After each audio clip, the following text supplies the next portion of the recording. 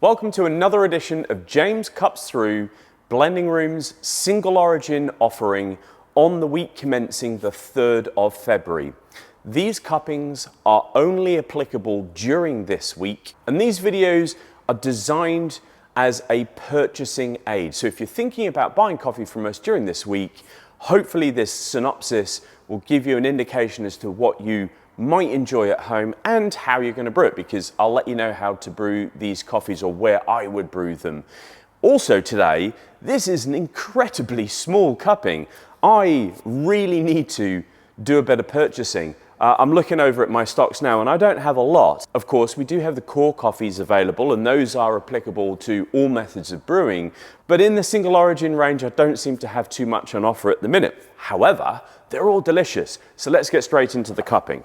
So first on the list, we have the Piau Moro. This is our Pantano replacement. However, it is now in warehousing and I will be drawing it down this week.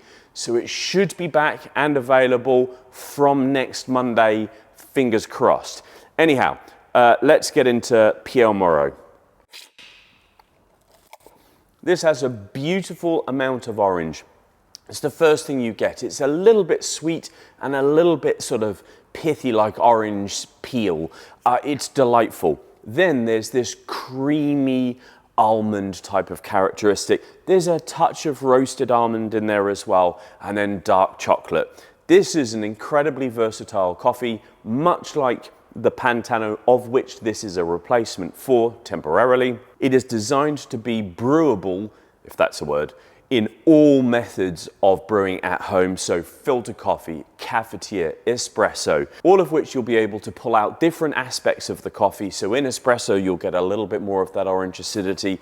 As a cafetiere, you'll bring in the dark chocolate and almond, but it's a delightful coffee and a really great coffee at £10 a go. Next, we have the El Cypress. And this is toffee and orange. It's brown sugar. There's lots of texture in this. There's not too huge amount of body when I say texture. What I mean is how that coats your palate. This coffee I've enjoyed very much as a cafetiere at home. This would also be one of my prime choices on this table for espresso-based brewing. Why? Because the texture would work so well, and also the flavor profile with the brown sugars, with the chocolates, with that little smidge of orange too. It would work so well as a base in a milk drink or as a straight out espresso. Next in line is the La Bolsa. What a delight this is.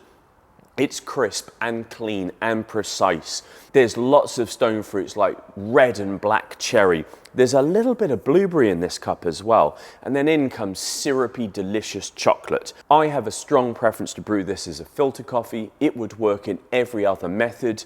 This particular roast from the 29th, so that was last Wednesday, is a little bit bright. So therefore maybe shy away from this as espresso unless of course you like vibrant espressos. But my preference, filter coffee. Next in line is the El Puente. This here is the last of the roast that I did last week, so last Wednesday. I've probably got 24 bags of this left, so if you fancy this, do get into it straight away. And this is all about blackberry and dark chocolate. So purple, bright, citric fruits, and then in comes some base as well. It's got a lovely clean and long finish and a beautiful syrupiness with a touch of sort of melon character in there. This I would definitely brew as a filter coffee. That is where you're going to get all of those lovely flavor profiles through in the cup. I would maybe avoid this as an espresso because that blackberry element is pretty citric, but it's delightful. Next in line is the La Illusion. Now this is a really interesting coffee. In that first sip, all I get there is toffee notes, so really sweet and a lovely syrupy texture.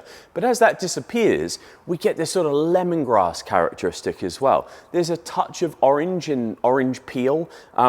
It's incredibly interesting.